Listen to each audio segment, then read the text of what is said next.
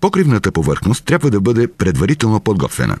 Това означава осигуряване на проветриво пространство под покривното покритие и полагане на паропропускливо вторично покритие. Въздушният канал предотвратява конденза на влагата под покритието, а през лятото предпазва подпокривните помещения от прегряване. Изолацията от стъклена вата Урса SF35 е плесована в ролки, така че при складиране и транспорт заема до 4 пъти по-малко пространство, отколкото след развиването им. При отстраняването на защитното фолио, изолацията в ролката при развиването се увеличава до необходимата дебелина за вграждане. Препоръчената обща дебелина на топлоизолацията е между 20 и 30 см.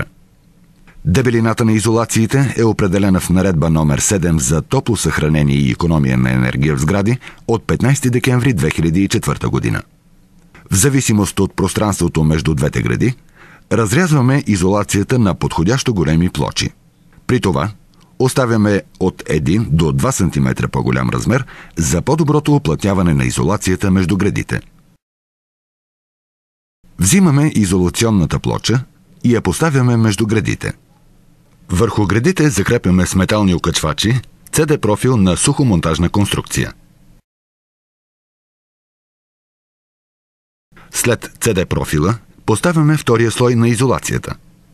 За осигуряване на нужната топлоизолация извънредно важни са дебелината на изолацията и точното й полагане. След това върху CD профила с двустранно залепваща лента закрепваме пароизолацията. Последната до определена степен пропуска въздушна влага, но само в количества, които са безопасни за кондензацията в изолацията. Всички надлъжни шевове, отвори и свръзки с стените трябва да бъдат уплътнени и залепени. Накрая монтираме гипсокартонените плочи. Въздухът, който се намира между нишките на стъклената вата, трябва да е сух и неподвижен, защото само така той може да бъде добър топлинен изолатор.